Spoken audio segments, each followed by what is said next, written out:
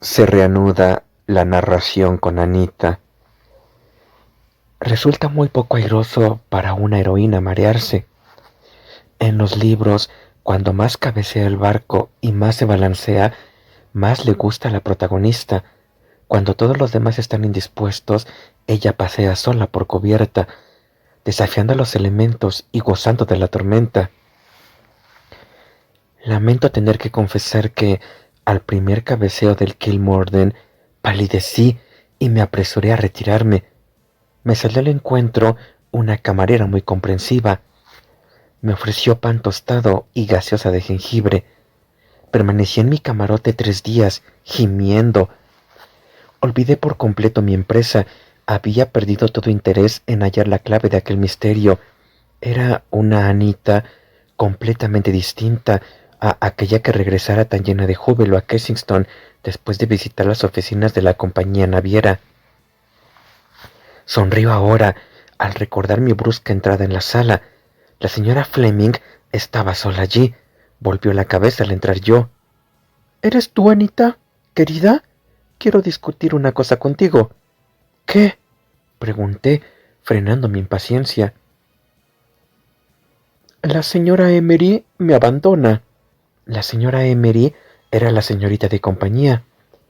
Y puesto que no has logrado encontrar nada, me estaba preguntando si te gustaría. Me alegraría tanto que te quedases con nosotros definitivamente. Me emocioné. Sabía que no me quería. Me hacía el ofrecimiento por simple compasión. Me remordió la conciencia por haberla criticado tanto en secreto. Me puse en pie, crucé impulsivamente el cuarto y le eché los brazos al cuello. «Es usted muy buena», dije, «muy buena, muy buena, muy buena. Y se lo agradezco, una enormidad, pero no se moleste por mí, me marcho a África del Sur el sábado». Mi brusco ataque había sobresaltado a la buena señora. No estaba acostumbrada a súbitas manifestaciones de afecto. Mis palabras la sobresaltaron aún más. «¿A África del Sur? Mi querida Ana, tendríamos que investigar un empleo así con mucho cuidado». Esto era lo que menos deseaba yo que sucediera. Expliqué que había sacado pasaje ya y que a mi llegada tenía la intención de desempeñar el cargo de doncella. Fue lo único que se me ocurrió de momento. Había, dije, gran escasez de servidumbre en África del Sur. Le aseguré que sabría cuidarme divinamente. Y por último, exhaló un suspiro de alivio ante la perspectiva de verse libre de mí, y aceptó mis proyectos sin hacer más preguntas. Al despedirse, me metió un sobre en la mano. Hallé dentro 5 billetes nuevecitos de 5 libras esterlinas cada uno, junto con una nota que decía: «Espero que no te ofenderás y que aceptarás esto con todo mi afecto». Era una mujer muy buena y bondadosa. Hubiese sido incapaz de seguir viviendo en la misma casa que ella, pero sí que reconocía sus buenas cualidades. Con que heme aquí, con 25 libras esterlinas en el bolsillo, de cara al mundo y dando principio a mi aventura. El cuarto día, la camarera logró persuadirme de que subiera a cubierta, convencida de que abajo moriría mucho más aprisa. Me había negado con testarudez a abandonar mi litera. Me tentó la mujer ahora con la proximidad de Madeira. La esperanza renació en mi pecho. Podría abandonar el barco, desembarcar y meterme a servir allí. Cualquier cosa por pisar tierra firme. Me sacaron envuelta en gabanes y mantas, más débil que un gato recién nacido, y me depositaron, cual masa inerte, en una gándula. Permanecí allí con los ojos cerrados y un odio profundo a la vida. El sobrecargo, un joven rubio de cara redonda e infantil aspecto, fue a sentarse a mi lado. «Hola, está usted muy deprimida, ¿eh?» «Sí», respondí con animadversión. «Ah, estará desconocida dentro de un par de días. Hemos recibido un vapuleo bastante grande en el Golfo de Vizcaya, pero ahora se nos presenta muy buen tiempo. Le echaré una partida de Errón mañana». No le contesté. «Cree que no se pondrá nunca buena, ¿eh? Pero he visto algunos que se hallan mucho peor que usted. Convertirá 2 días más tarde en el alma de todas las diversiones de a bordo. A usted le ocurrirá algo». No me sentía lo bastante agresiva para decirle sin rodeos que era un embustero. Procuré dárselo a entender con una simple mirada. Él charló agradablemente unos minutos más y luego fue lo bastante compasivo para marcharse y dejarme en paz. La gente pasó y volvió a pasar, parejas activas, haciendo ejercicio, niños juguetones, jóvenes riendo. Unas cuantas víctimas más, como yo, yacían pálidas en sus gándulas. El aire era agradable, seco, no demasiado frío, y el sol brillaba alegremente. Casi sin darme cuenta de ello, me sentí algo animada. Empecé a fijarme en la gente. Me atraía especialmente una mujer. Tendría unos 30 años de edad, de estatura regular, muy rubia, con rostro redondo, adornado de hoyuelos y ojos muy azules. Sus vestidos, aunque sencillos, eran de un corte impecable que hacían recordar a París. Además, con sus agradables modales y su aplomo, parecía haberse hecho la dueña del barco. Mayordomos y camareros de cubierta corrían de un lado a otro, obedeciendo sus órdenes. Tenía una ganduja especial y una cantidad aparentemente inagotable de cojines. Cambió de opinión 3 veces acerca del lugar en que quería que la colocasen, y en medio de todo siguió siendo atractiva y encantadora.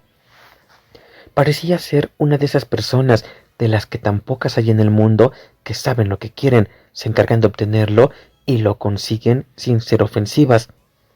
Decidí que, si llegaba a reponerme algún día, cosa que no sucedería, claro estaba, me divertiría hablar con ella. Llegamos a Madeira a eso del mediodía. Seguía sintiéndome demasiado inerte para moverme, pero gocé viendo a pintorescos vendedores que subieron a bordo y expusieron sus mercancías sobre cubierta. Había flores también. Hundí el rostro en un manojo enorme de húmedas violetas y me sentí muchísimo mejor. Es más, llegué a pensar que tal vez lograra vivir hasta el final del viaje después de todo. Cuando mi camarera me habló de los atractivos de un poco de caldo de gallina, solo protesté débilmente. Cuando me lo trajo, lo tomé con gusto. La mujer atractiva había estado en tierra. Regresó escoltada por un hombre alto, a quien había visto pasearse por cubierta a primera hora del día. Supuse inmediatamente que se trataba de uno de los hombres fuertes y silenciosos de Rodesia. Tendría unos 40 años. Le blanqueaba el cabello levemente por las sienes, y era sin duda alguna el hombre más guapo de todo el buque. Al subirme la camarera una manta más, le pregunté si subía quién era la mujer que me había llamado la atención. Es una señora muy conocida en la alta sociedad, la excelentísima señora de Clarence Blair. Tiene que haber leído algo de ella en los periódicos. Moví afirmativamente la cabeza, mirándola con denodado interés. La señora Blair era muy conocida, en efecto, y se le consideraba una de las mujeres más elegantes del día. Observé con cierto regocijo que era objeto de numerosas atenciones. Varias personas intentaron hacer amistad con ella, aprovechando la agradable falta de etiqueta que se permite a bordo. Me inspiró admiración la cortesía con que la señora Blair sabía rechazarlas. Parecía haber escogido al hombre fuerte y silencioso como escolta especial suyo, y el hombre daba la sensación de que se daba cuenta de cuán grande era el privilegio concedido. A la mañana siguiente, con gran sorpresa mía, la señora Blair se detuvo ante mi asiento después de dar un par de vueltas por cubierta en compañía de su escolta. ¿Se siente mejor esta mañana? Le di las gracias y le dije que empezaba a sentirme un poco más parecida a un ser humano de lo que me había sentido hasta entonces. Parecía usted verdaderamente enferma ayer. El coronel Reis y yo llegamos a la conclusión de que íbamos a gozar del espectáculo y la emoción de un entierro en alta mar. Pero ¿nos ha dado usted un chasco? Me eché a reír. El aire me ha hecho mucho bien. No hay nada como el aire fresco, dijo el coronel Reis, sonriendo. El estar encerrada en esos camarotes bastaría para matar a cualquiera, declaró la señora Blair, dejándose caer en un asiento a mi lado y despidiendo a su compañero con una inclinación de cabeza. Espero que tendrá un camarote exterior. Moví negativamente la cabeza. Mi querida muchacha, ¿por qué no se cambia? Hay sitio de sobra. Ha desembarcado mucha gente en Madeira y el barco está vacío. Hable de ello con el sobrecargo. Es un muchacho muy amable. Me pasó a mí a un camarote precioso, porque no me gustaba el que tenía. Háblele a la hora de comer, cuando baje. Me estremecí. Sería incapaz de moverme. No sea tonta. Venga a dar una vuelta conmigo, ahora. Me sonrió, animadora. Me sentí sin fuerzas en las piernas al principio, pero al pasear a prisa de un lado para otro, me animé una barbaridad. Al cabo de un par de vueltas, el coronel Reis volvió a reunirse con nosotras. Se ve el gran pico del Teide, cubierto de nieve desde el otro lado. ¿Sí? ¿Cree que podré fotografiarlo? No, pero eso no impedirá que estropee película intentándolo. La señora Blair se echó a reír. Es usted cruel. Algunas de las fotografías que yo he sacado son muy buenas. Un 3% aproximadamente. Todos nos dirigimos al otro lado del barco. Por aquel lado se alzaba el rutilante pináculo blanco, nevado, envuelto en delicada y rosácea neblina. Exhalé un grito de admiración y deleite. La señora Blair corrió en busca de su máquina fotográfica. Sin dejarse intimidar por los sardónicos comentarios del coronel Reis, tomó varias fotografías, una tras otra, hasta terminar el carrete. Vaya, se acabó el rollo de la película. Oh. Su voz adquirió un dejo de desilusión. Lo tenía puesto para hacer fotografías con exposición. Siempre me ha gustado ver a una criatura con un juguete nuevo, murmuró el coronel. Es usted horrible, pero tengo otro carrete sin empezar. Lo sacó triunfalmente del bolsillo de su chaqueta. El buque se abalanceó bruscamente, haciéndole perder el equilibrio, y al agarrarse ella a la borda para no caer, el rollo de película salió disparado hacia afuera. ¡Oh! Exclamó la señora Blair, cómicamente angustiada. ¿Cree usted que ha ido a parar al agua? No. Puede haber tenido usted la suerte de abrir la cabeza con él a algún camarero de la cubierta de abajo. Un muchacho que, sin ser visto, se había acercado a nosotros por detrás, hizo sonar en aquel instante un trompetazo ensordecedor. ¡La comida!, declaró la señora Blair, encantada. No he tomado nada desde la hora del desayuno, excepción hecho de 2 tazas de extracto de carne. ¿Comerá usted, señorita Badingfeld? La verdad, respondí titubeando, sí, tengo cierto apetito. Magnífico. Usted se sienta a la mesa del sobrecargo, ya lo sé. Abórdele acerca del asunto del camarote. Bajé al salón, empecé a comer con miedo y terminé haciéndolo casi con glotonería. Mi amigo del día anterior me felicitó. Todo el mundo cambiaba de camarote aquel día, me dijo, y me prometió que mi camarote sería trasladado a uno exterior sin perder instante. Solo había 4 personas sentadas a nuestra mesa, un par de señoras de edad, yo y un misionero que no hacía más que hablar de nuestros pobres hermanos negros. Eché una mirada a las otras mesas. La señora Blair se hallaba sentada a la mesa del capitán, con el coronel Reis a su lado. Al otro lado del capitán había un hombre de cabellos entrecanos y aspecto distinguido. Había visto a muchos de los pasajeros sobre cubierta, pero uno de ellos no había aparecido en público antes. De haberlo hecho, difícilmente hubiese dejado de llamar mi atención. Era alto y moreno, y tenía un semblante tan siniestro que me sobresaltó. Le pregunté al sobrecargo, con cierta curiosidad, quién era aquel individuo. Es el secretario de Sir Eustace Petler. Ha estado muy mareado, pobre hombre, y no ha salido hasta ahora. Sir Eustace viaja con 2 secretarios, y el mar ha podido con los 2. El otro no ha asomado la cabeza aún. Este se llama Paget. Con que Sir Eustace Petler, propietario de la casa del molino, iba a bordo, probablemente no sería más que una coincidencia. Sin embargo, ese es Sir Eustace, prosiguió el sobrecargo, el que está sentado junto al capitán pomposo como él solo. Cuanto más escudriñaba el rostro del secretario, menos me gustaba.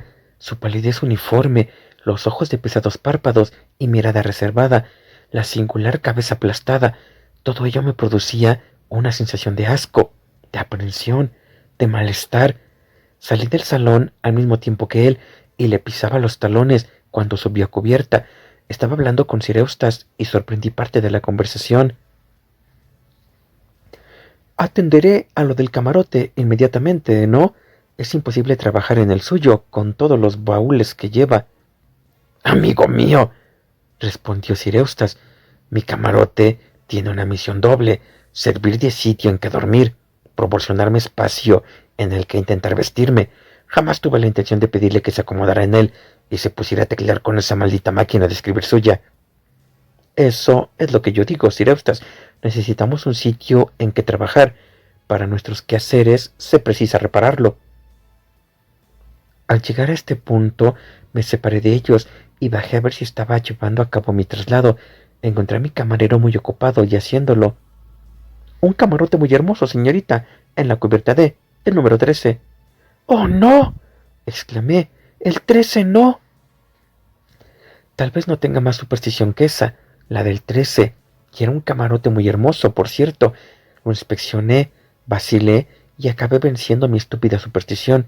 Me dirigí, casi lacrimosa, al camarero. ¿No hay otro camarote que me pueda dar? El camarero reflexionó. Hay el 17 por el lado de estribor. Estaba vacío esta mañana, pero se me antoja que ha sido otorgado a otro ya. No obstante, puesto que el equipaje de ese caballero no ha sido trasladado aún, y ya que los caballeros no son tan supersticiosos como las damas, supongo que no le importará cambiarlo. Recibí el ofrecimiento con alegría y gratitud. El camarero se fue a obtener la autorización de sobrecargo. Regresó sonriendo. No hay inconveniente, señorita. Podemos trasladarnos inmediatamente a él. Me condujo al 17. No era tan grande como el número 13, pero lo encontré eminentemente satisfactorio. Le traeré el equipaje enseguida, señorita, dijo el hombre. En aquel instante apareció en la puerta el hombre de la cara siniestra, como le había bautizado yo. Perdonen, dijo, pero este camarote queda reservado para uso de Sir Eustace Pedler. No se preocupe, caballero, explicó el camarero. Le estamos preparando ahora mismo el número 3 en su lugar. No, era el número 17, el que se me había asignado. El número 13 es un camarote mejor, caballero, y más grande. Escogí yo mismo el 17 y el sobrecargo dijo que para mí era. Lo siento, intervine con frialdad, pero el 17 me ha sido asignado a mí. No estoy de acuerdo con eso. El camarero metió baza. El otro camarote es igual, solo que mejor. Quiero el número 17. ¿Qué significa todo esto?, exigió una voz nueva. Camarero, ponga aquí mi equipaje. Este es mi camarote.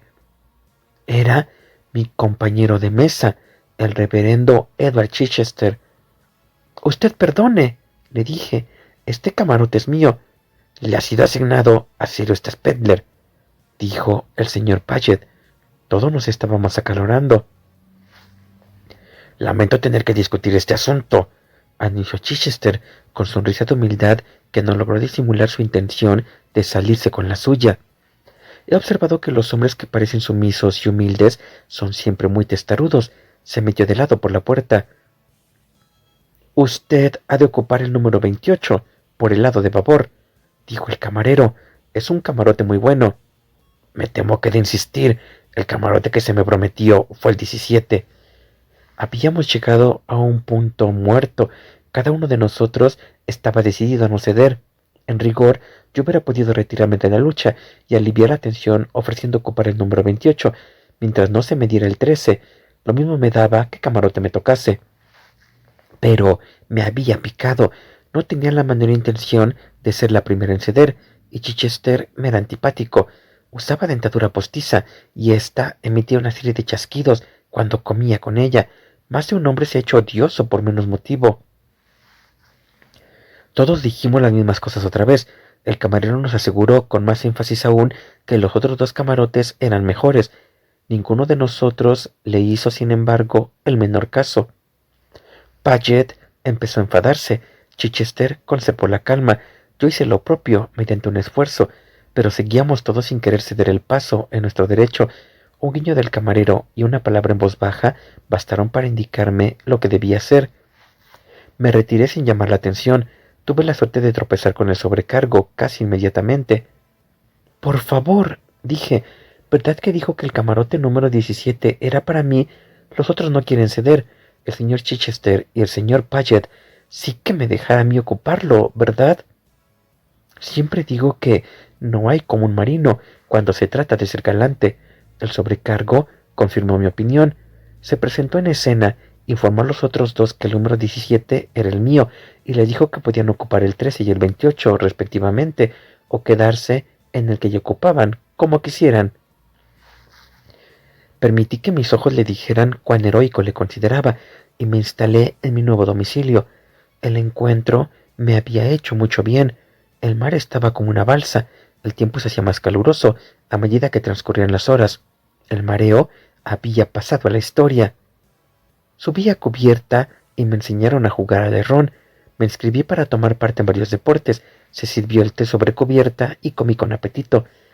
Después del té jugué al tejo de mesa con unos jóvenes muy agradables. Se mostraron muy amables conmigo. La vida me pareció satisfactoria y deliciosa. El toque de corneta que anunciaba la hora de irse a vestir me pilló por sorpresa y corrí a mi camarote. La camarera me aguardaba con cierta agitación reflejada en el semblante. Hay un olor horrible en su camarote, señorita. No sé lo que puede ser, pero dudo que pueda usted dormir aquí. Creo que hay un camarote vacante en la cubierta C.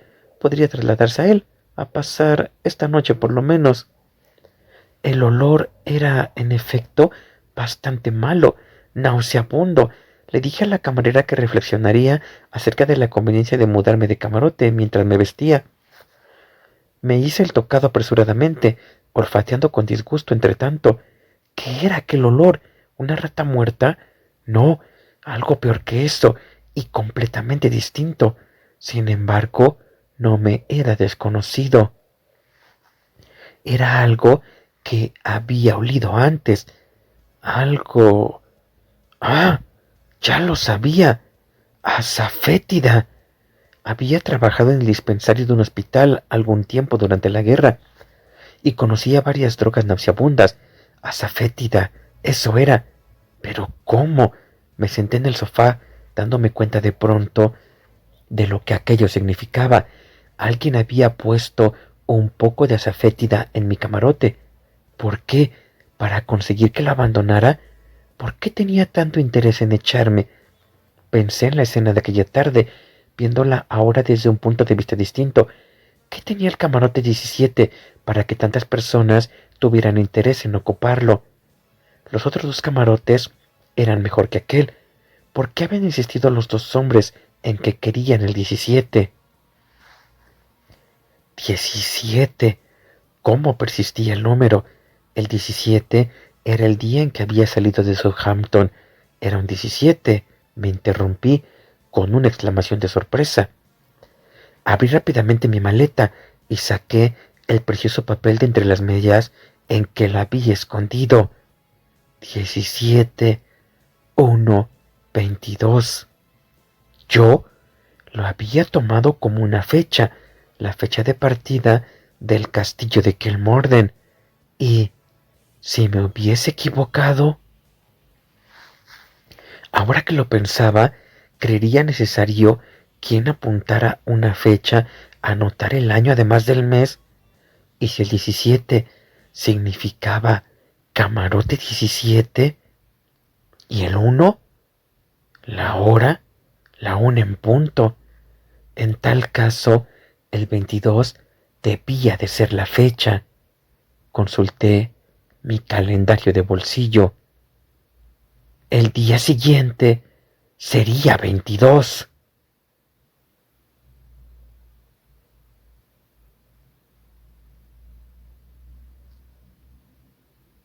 Capítulo 9.